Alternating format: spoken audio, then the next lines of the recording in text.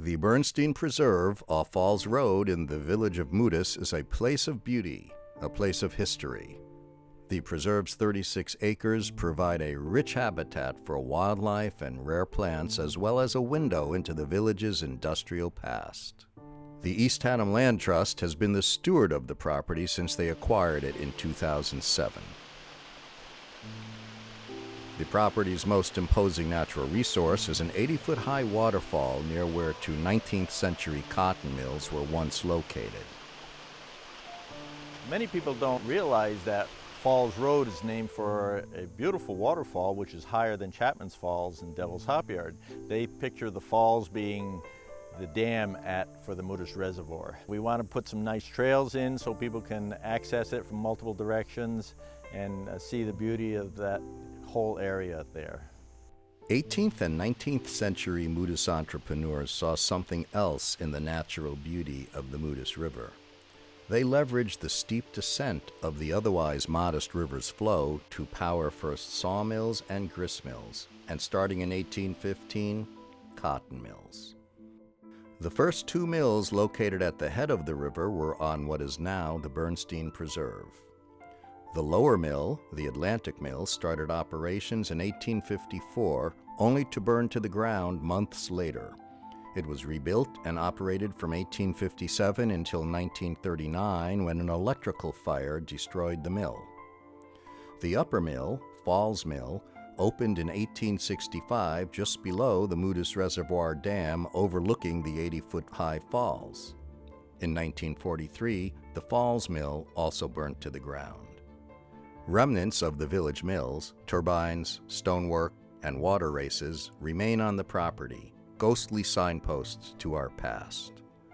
The Atlantic and Falls mills were two of 15 cotton mills built along the Moodus River starting in the early 1800s. For more than a century, through the 1930s, the 12 surviving mills used water power to manufacture cotton duck, twine, and netting.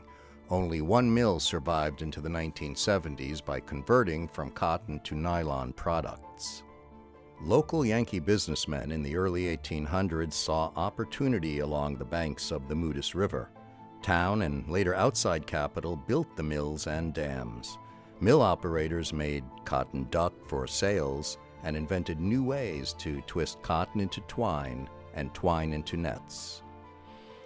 The mill workers, first natives and later immigrants, helped the Moodus mills become a force in the cotton twine and later nylon twine markets, earning the East Haddam village the nickname Twine Capital of America. By far the most important element in the success of the 19th century Moodus mills was the Moodus River. More like a large stream, its modest size is amplified by a notable descent of 300 feet over just 3 miles. This steep river slope created the horsepower that allowed the mill owners to develop productive sites along the river. The importance of water to the development of the mill industry here in Moodus was paramount, both with the Moodus River that provided the source of power and our location on the Connecticut River for means of transportation, shipping and receiving. As it did with the Atlantic and Falls mills, fire claimed many of the mills in Moodus. Only 2 of the village's historic mill buildings are left. Those not claimed by fire have been lost to changing industry conditions, decay, and development. Places like the Bernstein Preserve are an evocative reminder of our past. Elsewhere through town, visitors can see other reminders of the mill era. Throughout Moodus, housing originally built for mill workers still stands at old mill sites as it does near the Bernstein Preserve.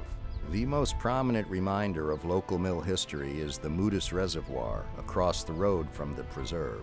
Early Moodus mill owners relied solely on the natural flow of the river. But during the summer, it would run dry, and the mills would have to shut down production until the rains came and resupplied the river. So in order to provide a more reliable, consistent source of water power, the mill owners banded together in the 1850s and built a reservoir at the headwater of the Moodus River. The reservoir is not deep. It's broad and it's long, but it's not deep. And the land the real estate under the reservoir is privately owned. So the Moodus Reservoir was very successful. It exists today. It's a major source of recreation for the town. The Bernstein Preserve marks the start of the Moodus River's 3-mile journey to Salmon Cove, which empties into the Connecticut River about a mile north from the swing bridge. Once polluted by the mills, the residences, and the businesses along its banks, today the Moodus River runs clear. The Bernstein Preserve is a key to realizing a long-held vision of the land trust. This property has been on our plan of conservation and development for East Haddam for 30 years, protecting a corridor along the Moodus River. And we've actually done very well in protecting it. The town owns several pieces, the land trust owns 3 pieces along it, and we're trying to connect everything up so we can put a linear trail all the way up the river for people to enjoy. It's a really unique corridor. It is such an asset for the town. In order to fulfill its mission, the Land Trust depends on volunteers and members, partner organizations, and property owners who want to help preserve open space and history for residents and visitors.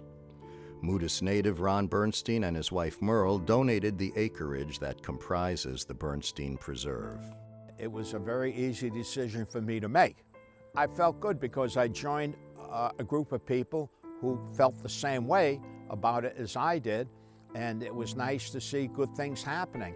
We're very fortunate to have the volunteer people that we have. They do great jobs, and they keep property open and available and preserved, and they do a splendid job.